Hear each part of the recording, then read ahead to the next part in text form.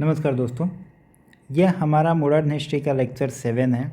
अब तक हमने 6 लेक्चर इस पे कर लिया है और 6 लेक्चर में हमने अब तक देखा है कि कैसे यूरोप की कंपनियां भारत में आती हैं और उस कंपनियों के आपसी संघर्ष होते हैं, जिसमें ईस्ट इंडिया कंपनी सबसे आगे निकल जाती है और यहाँ के जो प्रोविंस हैं जैसे पंजाब, मराठा, बंगाल वगैरह, इन सबको ये हराती है और आने वाले दिनों में भारत पे अपना एक शासन स्थापित करती है। तो शासन स्थापित करके शासन चलाने के लिए यह अपना शासन गवर्नर जनरल के माध्यम से चलाती है। तो आज हम इसी टॉपिक को देखेंगे और एग्ज़ाम के पॉइंट ऑफ व्यू से देखें तो यह टॉपिक बहुत इम्पोर्टेंट है। हर साल एग्ज़ाम में 1 से 2 टॉपिक, 1 से 2 क्वेश्चन, कभी कभी 3-3 क्वेश्चन यहाँ से पूछे जाते हैं। तो यह टॉपिक बहुत इम्पोर्टेंट है। आइए थोड़ा सा हम देखते हैं। हमने अब तक देखा है कि भारत में यहाँ बंगाल है, अवध है, दिल्ली है, पंजाब है, सिंध है, अफ़गानिस्तान है। इधर में बात करें तो मुंबई है, मद्रास है, कर्नाटक है और मद्रास थोड़ा सा ऊपर होगा, मद्रास यहाँ पे है। ये सब लोकेशन है। और इधर बात करें तो नेपाल और सिक्किम है।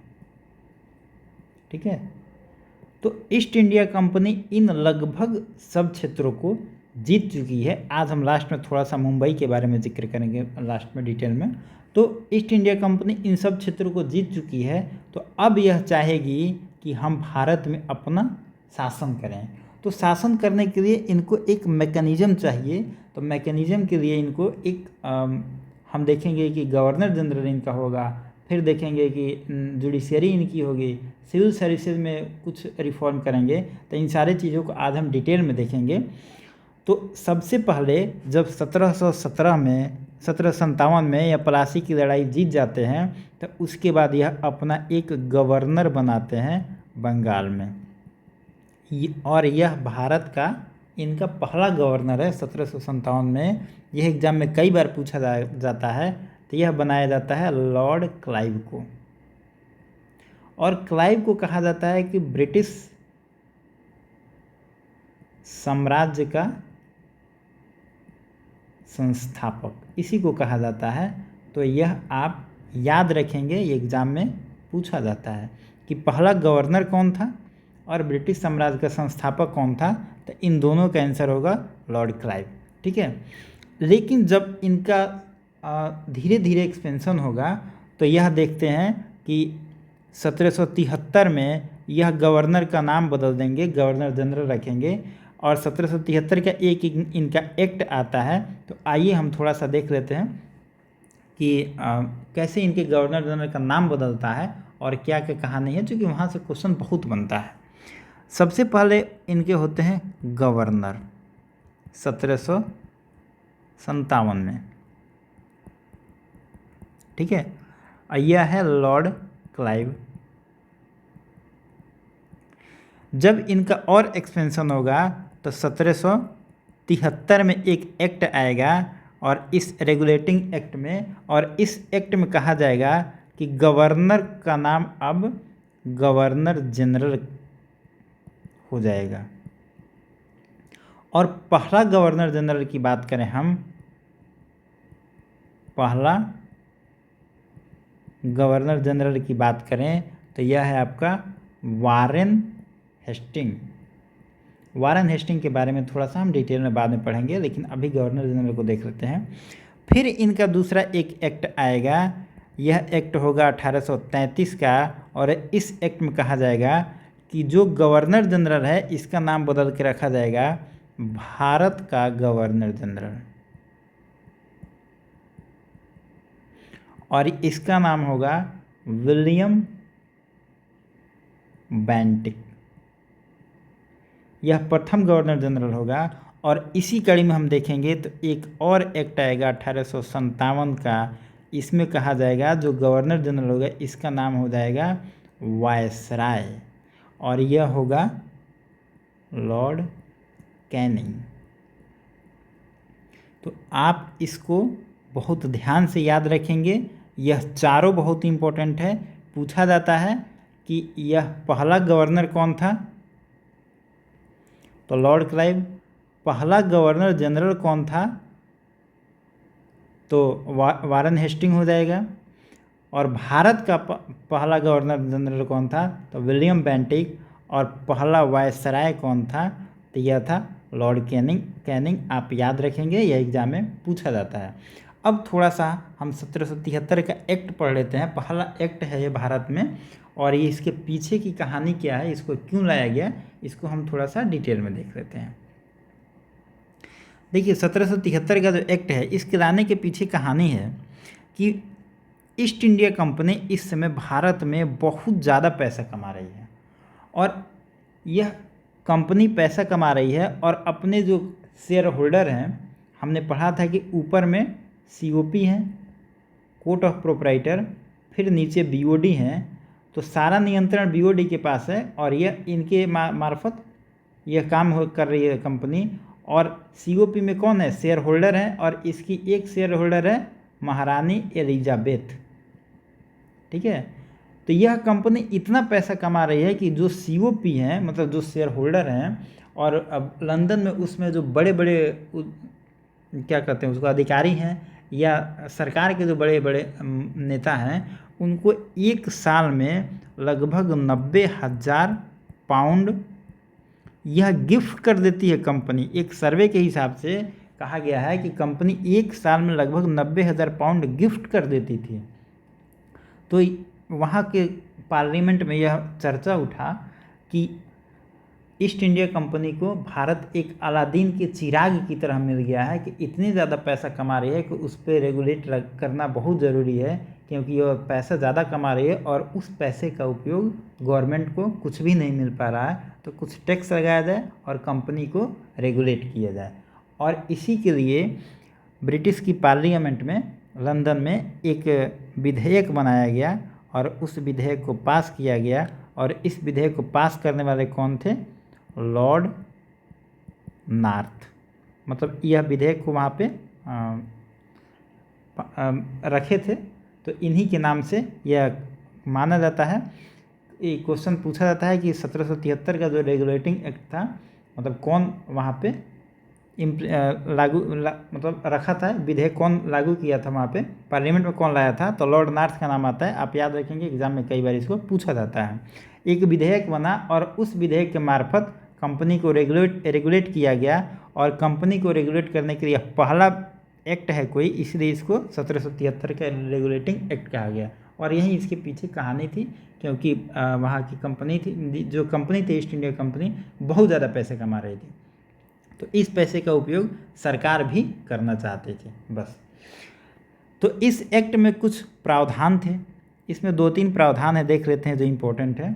इसमें कहा गया कि जो गवर्नर जनरल होगा, हमने ऊपर ही देख लिया है कि गवर्नर का नाम अब गवर्नर जनरल हो गया है, जो कौन है, वारेन हेस्टिंग बना है पहला। ठीक है, यह तो गवर्नर होगा, जनरल होगा। इसको चलाने के लिए 1+4 कमेटी होगा, यह तो एक होगा, साथ में 4 जो होगा वह सदस्य होंगे जो इसको असिस्ट करेंगे। मतलब गवर्नर जनरल को असिस्ट करने के लिए 4 और मेंबर दिया गया। दूसरा, इस एक्ट में कहा गया कि एक सुप्रीम कोर्ट बनाया जाएगा। कहाँ पे, कलकत्ता में बनाया जाएगा। 73 में यह एक्ट में कहा गया, और इसी के एक्ट के बाद, निर्णय के बाद 1774 में आप देखेंगे कलकत्ता में पहला सुप्रीम कोर्ट बनता है। और इसका जो पहला जो जज है वो है सर एलिजाबेथ इम्पे। और यह एग्ज़ाम में आपसे कई बार इनका नाम पूछा जाता है। देखिए, अगर एग्ज़ाम में पूछा जाए कि कलकत्ता का सुप्रीम कोर्ट किस एक्ट के थ्रू बना, तो 73 होगा, और कब बना पूछा जाए तो 74 होगा। तो आप इन दोनों में थोड़ा सा याद रखेंगे। इस समय गवर्नर जनरल कौन है, वारेन हेस्टिंग है। ठीक है, और दूसरी बात, एक और काम हुआ इसमें, एक और काम हुआ कि हम देख रहे हैं कि यहाँ पे बंगाल है, यहाँ पे मद्रास है और यहाँ पे मुंबई है। यहाँ पे एक गवर्नर बैठ रहा है, यहाँ पे एक गवर्नर बैठ रहा है, यहाँ पे एक गवर्नर बैठ रहा है। तो इस एक्ट में कहा गया कि इन तीनों गवर्नर में जो बंगाल का गवर्नर होगा वह सुप्रीम होगा और मुंबई और मद्रास का जो गवर्नर होगा इसके अधीन काम करेगा, मतलब यह सबसे सुपीरियर होगा और ये दोनों इसके नियंत्रण में काम करेंगे। ठीक है, तो ये तीन चीज़ें इसमें इम्पोर्टेंट थी, तो आप थोड़ा सा याद रखेंगे। इसके बाद कंपनी को लगेगा कि नहीं, थोड़ा सा 10-11 साल जब बीत जाएगा तो कंपनी वहाँ की पार्लियामेंट को लगेगा कि कंपनी को पे थोड़ा सा और कंट्रोल बढ़ाना चाहिए अपना। तो एक 1784 का पिट्स इंडिया एक्ट आएगा। 1784 ईयर है, इंडिया के लिए एक्ट बना है और पिट्स जो है उस समय ब्रिटेन का प्राइम मिनिस्टर है। ठीक है, तो इसी के द्वारा यह एक्ट लाया गया था, इसीलिए पिट्स इंडिया एक्ट इसको कहा जाता है। इसमें जो था कंपनी अपना सिर्फ नियंत्रण बढ़ाएगी board of director of court of director proprietor के माध्यम से। और दूसरी बात इसमें कहा गया कि अब तक पिछले वीडियो में हमने देखा था कि जो गवर्नर है इसको पूरा पावर था कि युद्ध करे, व्यापार करे, अपना विस्तार करे, यह सारा निर्णय गवर्नर लेता था। लेकिन अब कहा गया इसमें कि अब गवर्नर यह निर्णय नहीं लेगा, यह बीओडी के माध्यम से निर्णय लिया जाएगा। मतलब गवर्नर के ऊपर कहीं ना कहीं बीओडी का नियंत्रण स्थापित किया गया। ठीक है, तो 1784 के एक्ट में आप यही मानेंगे कि थोड़ा सा इसमें अपना गवर्नमेंट कंट्रोल बढ़ा रही है, बाकी इसमें कुछ डिटेल में नहीं है। इसी के तहत हम एक और एक्ट देखते हैं और यह एक्ट है 1813 का चार्टर एक्ट। यह बहुत इंपॉर्टेंट है, यहाँ से क्वेश्चन पूछा जाता है। इसमें कहा गया 1813 का जो चार्टर एक्ट है इसमें कहा गया कि यह देखिए यह स्पेशली ट्रेड से रिलेटेड है और थोड़ा सा एजुकेशन से रिलेटेड है। ठीक है, अगर आप भूल भी जाएँ तो दो चीज़ इसमें याद रखेंगे। इसमें पहला बात कहा गया कि कंपनी पर भारतीय जो व्यापार था इसको भारतीय व्यापार था इसका एकाधिकार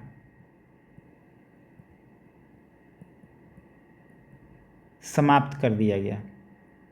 देखिए यह प्रॉपर लाइन याद रखेंगे, एग्जाम में यह पूरा लाइन आता है कि भारतीय व्यापार पर एकाधिकार समाप्त किस एक्ट के द्वारा किया गया, तो आप आंसर मारेंगे 1813, यही मतलब लाइन आता है। तो इस लाइन को आप पूरा ही याद रखेंगे। ठीक है, दूसरा एक और बात इसमें कहा गया कि चीन के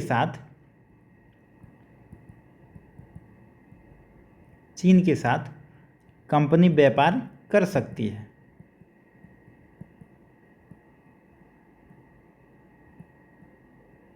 ठीक है, मतलब भारतीय व्यापार पर एकाधिकार समाप्त कर दिया गया, लेकिन चीन के साथ व्यापार कंपनी कर सकती थी। यह दो चीज़ बहुत इंपॉर्टेंट है और यह दोनों एग्जाम में पूछा जाता है। तीसरा एक और चीज़ इंपॉर्टेंट है इसमें, इस 1813 के एक्ट में कहा गया कि ईसाई मिशनरी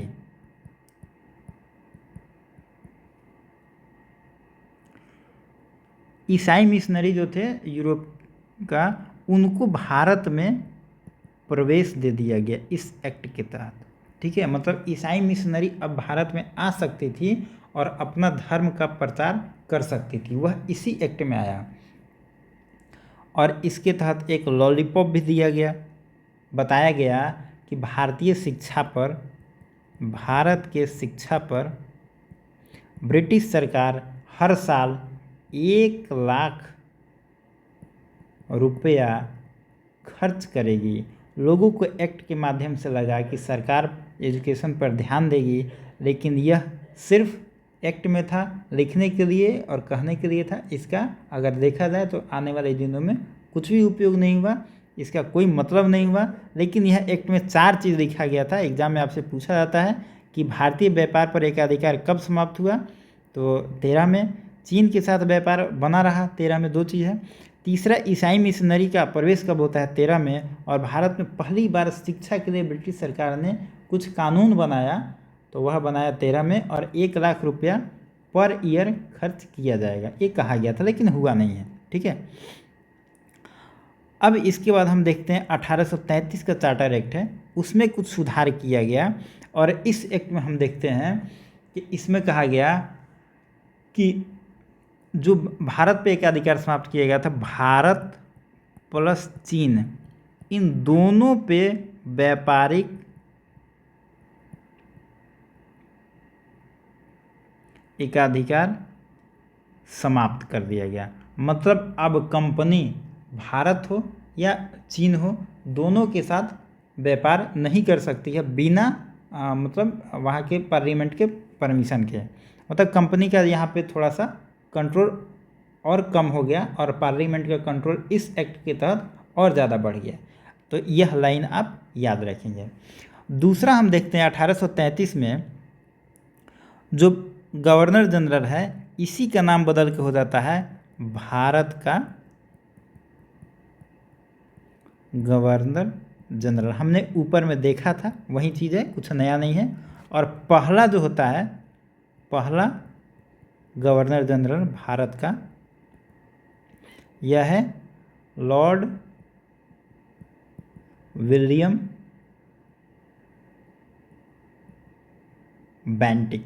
ठीक है, यह आपसे एग्जाम में पूछा जाता है, आप इसको याद रखेंगे।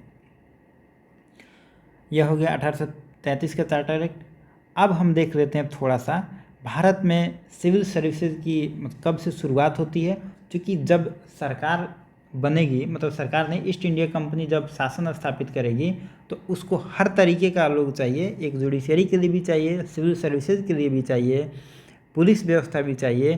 तो अब भारत में हम देखेंगे कि सिविल सर्विसेज का किस तरीके से विकास होता है। अगर हम सिविल सर्विसेज की बात करें तो दुनिया में पहली बार अगर कहीं सिविल सर्विस स्टार्ट होता है तो वह देश है चीन। आप याद रखेंगे, एग्जाम में इसको कई बार पूछा गया है। लेकिन हम ईस्ट इंडिया कंपनी के संदर्भ में बात कर रहे हैं, तो ईस्ट इंडिया कंपनी के संदर्भ में कॉर्नवालिस को सिविल सेवा का जन्मदाता कहा जाता है भारत में। मतलब पूरे दुनिया में नहीं, ये सिर्फ भारत में, मतलब भारत में इसी के द्वारा सिविल सर्विसेज को इंट्रोड्यूस किया गया। कॉर्नवालिस जो था वह ब्रिटेन वालों को बहुत सभ्य मानता था, पढ़े लिखे मानता था, और उसका मानना था कि ऊंचे पोस्ट पर भारतीय जाएंगे तो वो मतलब भ्रष्टाचार में लिप्त हो जाएंगे ये सब, और उतने योग्य नहीं है। वह एक तरीके से मतलब क्या कह सकते हैं, उसको जलता था, ईर्ष्या करता था। इस मार्फत वह एक सिविल सर्विसेज की स्थापना किया जिसमें इसका मतलब था कि जितने ऊंचे पद होंगे उस पर ब्रिटिश आदमी ही रहेंगे। ठीक है, और इसी के द्वारा सिविल सर्विसेज का मतलब इंट्रोड्यूस किया गया था। मतलब यही था, मकसद यही था कि ऊपर में जो होंगे ब्रिटिश होंगे और नीचे में क्लर्क वगैरह जो होंगे वह मतलब इंडियन होंगे। इसके तहत हम देखते हैं कि उस समय बहुत ज़्यादा जितने अधिकारी थे बहुत घूस कमाते थे वो, और यह कॉर्नवालिस जब आया तो सिविल सर्विसेज के जो ऑफिसर होते थे, जो कलेक्टर होते थे, उनको 1500 रुपया मासिक वेतन देने की घोषणा किया गया।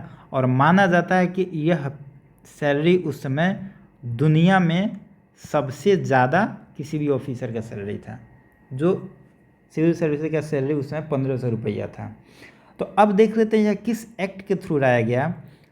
तो 1853 के एक्ट में इसको पहली बार इंट्रोड्यूस किया गया। कि 1853 में हुआ कि अब भारत में खुली प्रतियोगिता होगी, मतलब ओपन कंपटीशन हो गया। जैसे अभी एग्ज़ाम होता है, एग्ज़ाम के थ्रू होता था। तो 1853 में पहली बार ये कहा गया कि भारत में एक कंपटीशन होगा जिसमें भारतीय भी पार्टिसिपेट कर लेंगे, और जो अगर बनेगा तो मतलब जो भी पास करेगा उनको कलेक्टर बनाया जाएगा। ठीक है, यह ऐसा नियम था। लेकिन अगर इसकी एज की बात करें, एज भी कई बार पूछा जाता है, तो एज 23 साल रखा गया। लेकिन कुछ दिनों तक इसमें भारत की तरफ से कोई नहीं गया। 1864 में भारत से पहली बार ICS पास करते हैं और उनका नाम है सत्येंद्र नाथ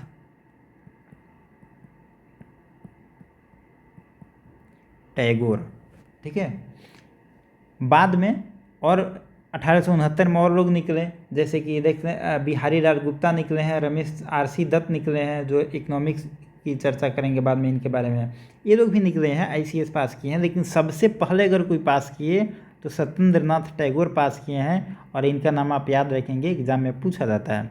थोड़ा सा हम यहाँ पर अगर देख लें, सिविल सर्विसेज की जब स्थापना होती है तो देखिए शुरुआत में भारतीय लोग उसमें एग्ज़ाम नहीं दे सकते थे, यह 1853 से ही स्टार्ट हुआ। लेकिन जब ब्रिटेन से लोग आते थे यहाँ पे ट्रेनिंग करने तो 1800 में एक यहाँ पे ट्रेनिंग इंस्टीट्यूट खुला था जिसका नाम था फोर्ट विलियम कॉलेज।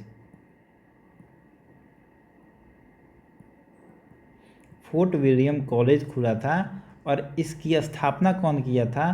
तो लॉर्ड वेलेस्ली ने किया था। मतलब लंदन से जो लोग ट्रेनिंग लेके आते थे, ब्रिटिश जो ऑफिसर आते थे, वो यहाँ पे उनको ट्रेनिंग कराया जाता था। 1800 में खुला ये। लेकिन कुछ दिन बाद लगा कि यह उतना बढ़िया ट्रेनिंग यहाँ पे नहीं हो रहा है, तो 1806 में एक लंदन में कॉलेज खोला गया, इसका नाम था हेलीबेरी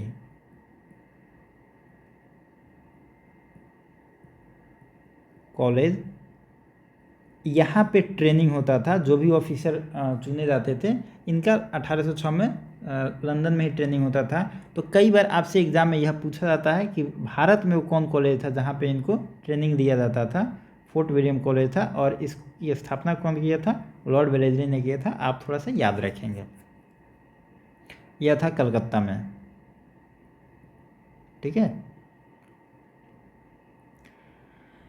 तो चलिए, और 1853 में पहली बार हुआ कि भारतीय लोग भी इसमें शामिल हो सकते हैं, खुली प्रतियोगिता होगी और पहले ICS बनते हैं सत्येंद्र नाथ टैगोर, बाद में RC दत्त और बिहारी लाल गुप्ता वगैरह बहुत लोग बनते हैं। लेकिन इसमें इतना बायसनेस होता था कि 53 में तो बन गया, लेकिन 1860 में देखेंगे तो एज को फिर से कम कर दिया गया और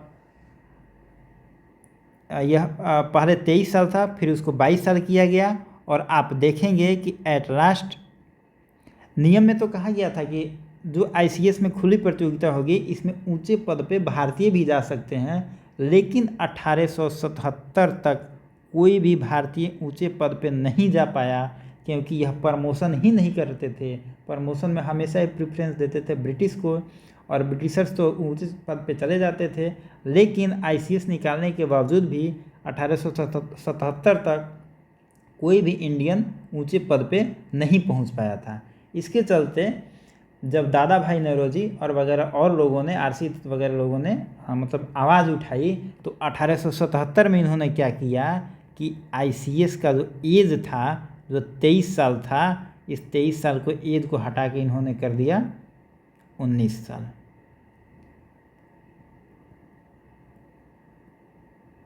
उन्नीस साल कर दिया। हालांकि 23 साल नहीं, 60 में देखते हैं तो ये 22 साल हो जाता है, और धीरे धीरे एज कम कर ही रहे थे। लेकिन 1877 में एज 19 साल कर देते हैं। अब बताइए 19 साल में कोई ICS कैसे पास कर सकता है? मतलब UPSC, अभी सोचिए 19 साल की उम्र में कोई लड़का UPSC कैसे क्वालिफाई कर सकता है? तो मिला जुला कर कहने का मतलब ये है कि इनका मकसद था कि हम किसी तरीके से भारतीयों का प्रवेश उसमें नहीं आने दें। हालांकि इन्होंने एक कमेटी बनाया था, कमेटी में कहा गया था कि कम से कम 20% ICS में कम से कम 20% इंडियन को शामिल किया जाए। एक कमेटी बना था, लेकिन यह सिर्फ कहने की कमेटी होती है, यह इम्प्लीमेंट कहीं नहीं किया जाता है।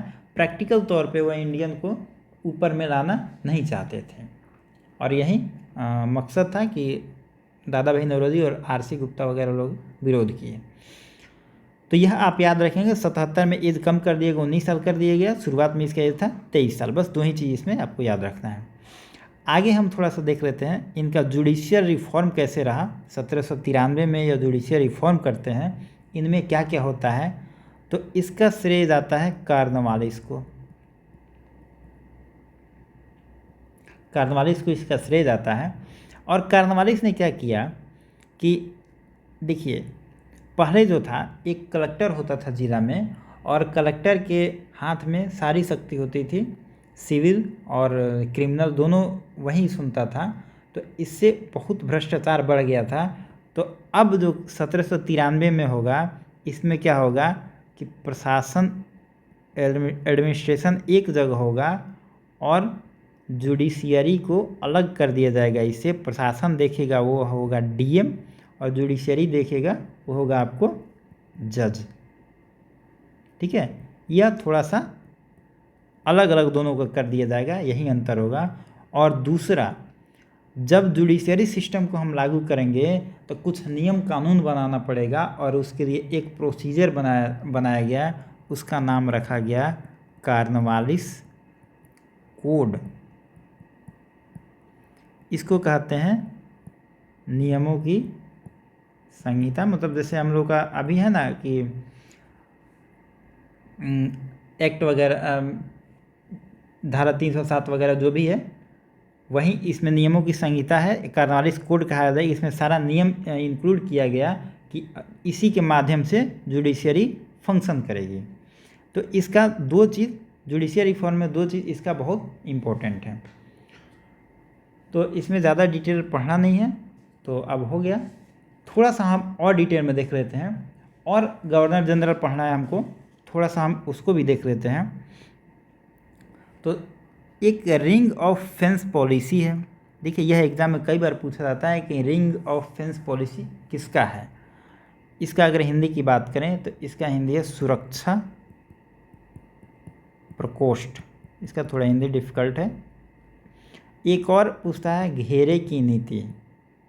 यह तीनों एक ही है, रिंग ऑफ फेंस कहिए या फेंसिंग कहिए या सुरक्षा प्रकोष्ठ कहिए, घेरे की नीति कहिए। तो यह लाया था वारेन हेस्टिंग के द्वारा लाया गया था यह। और हमने देखा था, देखिए इसके नाम से ही पता चल रहा है कि फेंसिंग क्या है, मतलब अपना जो एरिया है, अपना टेरिटरी है, उसको एक फेंसिंग करना। अभी भारत सरकार क्या करता है, बॉर्डर फेंसिंग पे ध्यान देता है, मतलब बॉर्डर की सिक्योरिटी को टाइट करता है, सुरक्षित करता है। तो यह क्या करते थे, इसके माध्यम से तो बंगाल यहाँ पे था तो कोई और अटैक नहीं करे, यहाँ पे अवध को ये बफर स्टेट बना लेते थे। तो फेंसिंग के तहत अवध को बफर स्टेट बना दिए। तो यह एक एग्जाम्पल है इनका। तो यह जो फेंसिंग की पॉलिसी थी, यह किसका था, वारेन हेस्टिंग का था, और यह एग्ज़ाम में आपसे कई बार पूछा जाता है। वारेन हेस्टिंग की हम थोड़ा और बात कर लें तो हमने पढ़ा था डायरकी जब आती है बंगाल में 1765 से 72, प्लासी के युद्ध के बाद हमने पढ़ा था। तो यह यहाँ पे इसको स्टार्ट कौन किया था, यह भी पूछा जाता है। तो क्लाइव इसको शुरू किया था, और जो वारेन हेस्टिंग है इसको ख़त्म किया था। तो यह आप याद रखेंगे, एग्ज़ाम में पूछा जाता है कि डायरकी कब आया था, यह किसने शुरू किया और किसने ख़त्म किया, यह दोनों एग्ज़ाम में आपसे पूछा जाता है। वारेन हेस्टिंग की अगर हम बात करें तो यह पहला गवर्नर है जिस पे मतलब लंदन के ब्रिटिश पार्लियामेंट में इस पे महाभियोग चला था। इसके कुछ डिसीजन से वहाँ के लोग नाराज़ थे, वहाँ के जो मंत्री वगैरह थे पार्लियामेंट में नाराज़ थे। तो जब यहाँ से वो रिटायर होके जाता है तो इस पे महाभियोग चला। हालांकि होता कुछ नहीं है, मतलब कुछ नहीं हुआ, सज़ा वगैरह इसको कुछ नहीं हुआ, लेकिन महाभियोग चला है इस पे। तो एग्ज़ाम में यह क्वेश्चन पूछा जाता है कि पहला कौन ऐसा मतलब भारत में कौन ऐसा गवर्नर रहा जिस पे महाभियोग चला है। तो यह है आपको वारेन हेस्टिंग, आप इसको याद रखेंगे। एक और पॉलिसी है जिस पे क्वेश्चन हमेशा पूछा जाता है, वह है पॉलिसी ऑफ मास्टरली इनएक्टिविटी। अगर हम इसका भी नाम थोड़ा सा मतलब टेढ़ा है, इसका हिंदी है चतुराई पूर्ण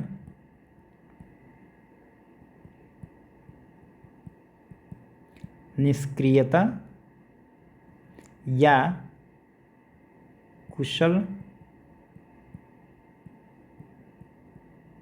अकर्मण्यता की नीति। ठीक है, पॉलिसी ऑफ मास्टरली इनएक्टिविटी, इसकी कौन लाया था? इस हमेशा यह एग्ज़ाम में देखेंगे। देखिए ये सब टॉपिक से ना ज़्यादा डिटेल में नहीं पढ़ना है, क्योंकि हम देखेंगे अगर पूरा गवर्नर जनरल पढ़िएगा तो लगभग 35 से 40 गवर्नर जनरल हैं, तो इतना पढ़ना किसी के लिए पॉसिबल नहीं है।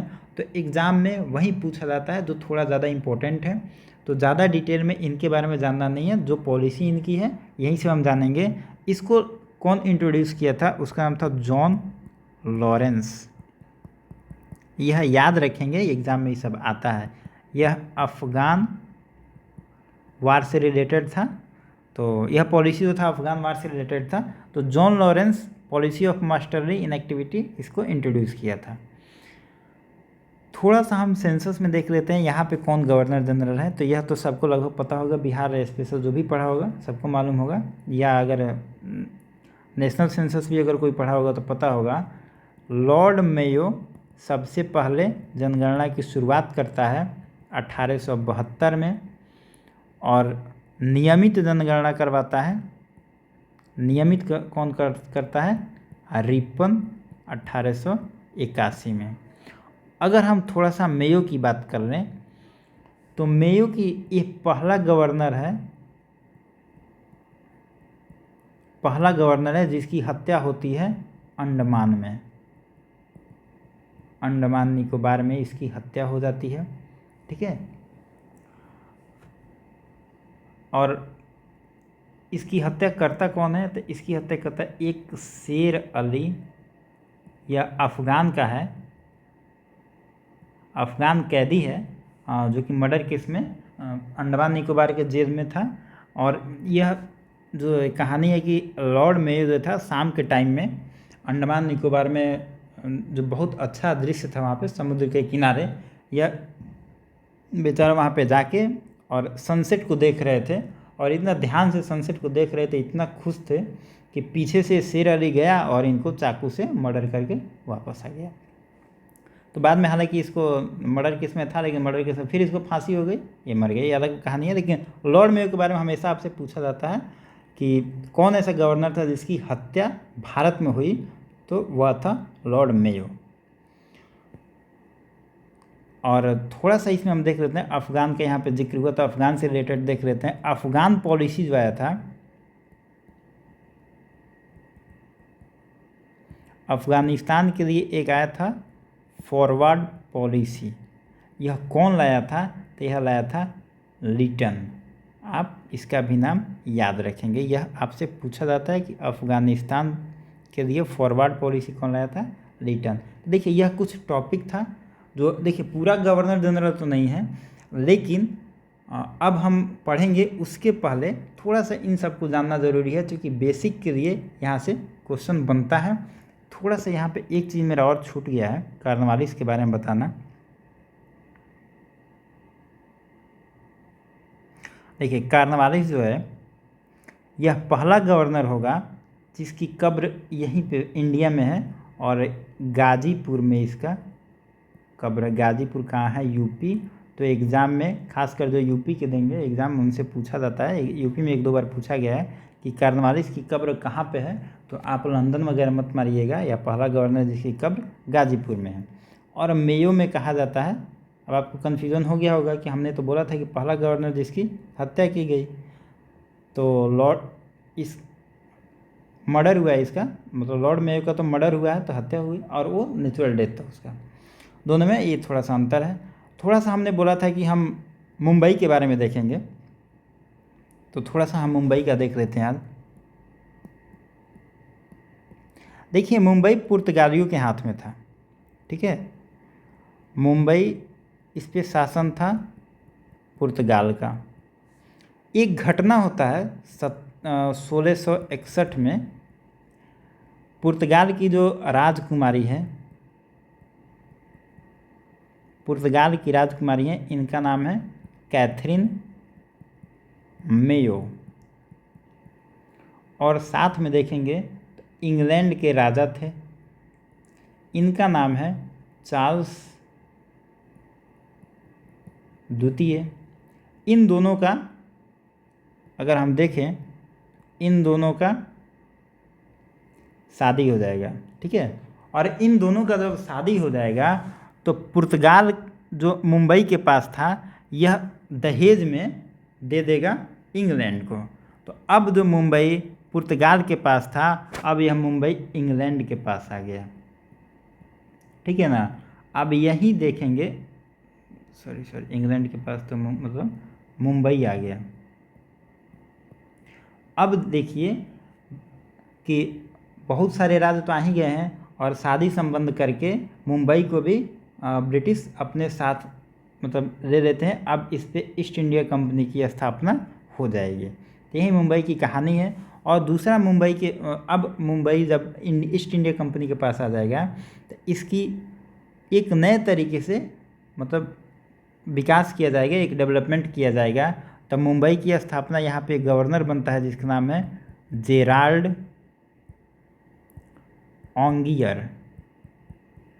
यहाँ पे गवर्नर बनता है मुंबई का और कहा जाता है कि मुंबई का संस्थापक यही है जेराल्ड ऑन्गियर।